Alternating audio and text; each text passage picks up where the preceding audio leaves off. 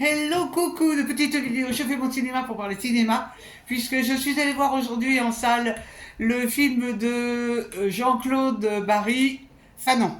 Alors, je vous débriefe très vite fait l'histoire. En fait, c'est un biopic qui nous conte l'histoire de Frantz Fanon, qui était un médecin psychiatre originaire des Antilles et qui a été nommé à Blida en Algérie en tant que chef de service dans un hôpital psychiatrique.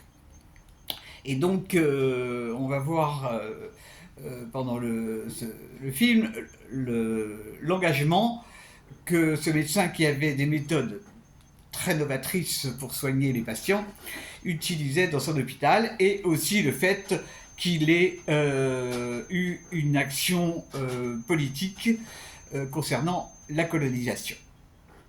Et il a pris donc des positions très importante. Je ne vous raconte pas la fin. À la fin, c'est bien simple. Ce monsieur est décédé très jeune d'une leucémie foudroyante. Il avait 36 ans. Il était vraiment très jeune. Alors, il était marié, père de famille. Et qu'est-ce que j'ai pensé de ce film? Alors, ce film a un intérêt essentiel pour moi. C'est d'abord, il nous fait connaître Fanon. Moi, je ne connaissais pas du tout cet homme qui a été donc en Algérie en 1953. J'ignorais complètement l'existence de cet homme, de son activité, et puis le fait aussi qu'il était écrivain. On en parle très peu dans le film, on le voit souvent écrire ou dicter des écrits, mais ça a été un écrivain qui a eu important. Et c'est pour ça que ce film est vraiment intéressant. Vraiment, j'ai découvert un mec extraordinaire. Extraordinaire. Ça donne envie d'en savoir plus sur lui.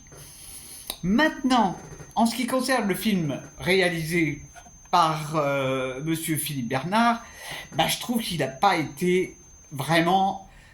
C'est pas un film extraordinaire. Je parle de la réalisation, on est bien d'accord. Parce que, bon, Fanon, il a vraiment... Ça a été un personnage, quoi. Et là, le monsieur qui interprète... Bon, il est fort beau garçon, mais il n'est pas convaincant. Et pourtant, il y a matière. Et je trouve que, finalement, avoir fait un film avec des acteurs, je ne sais pas si c'est une bonne idée, je pense qu'un documentaire aurait été plus fort, parce que ce mec était fabuleux, mais fabuleux, fabuleux, fabuleux. Et là, ça ne ressort pas vraiment, et c'est dommage. Bon, alors, il y a sa femme, alors, on ne sait pas, c'est la potiche de service, on ne sait pas de quoi elle sert, et je suppose quand même qu'elle a été utile à quelque chose.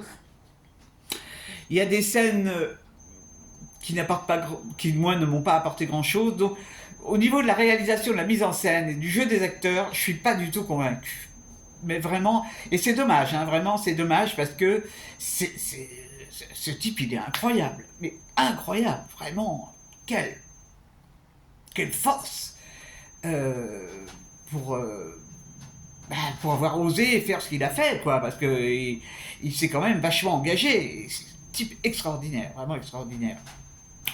Il avait des idées très particulières pour soigner les internés en psychiatrie, et puis il avait... vraiment, ça donne une idée du colonialisme abominable, abominable. C'est vraiment un truc... Oh, quelle horreur, quelle horreur, quelle horreur. Les colons. Oh. Enfin, bon, donc je voulais le voir, je l'ai vu. C'est un peu long, parce que ça dure plus de 2 heures. Et bon, je trouve que c'est pas le bon réalisateur pour ce sujet. Ça n'est que mon avis, bien sûr. Alors, la salle était blindée. C'est un film qui a un succès fou. Tout d'un coup, en fait, ça fait... le bouche à oreille doit fonctionner. Tant mieux, parce que cet homme mérite d'être connu. Remarquable. L'homme, pas le film. Voilà. Et bien, j'espère que vous êtes tous en pleine forme et que vous avez vu de bons films. Je vous dis salut, à la prochaine.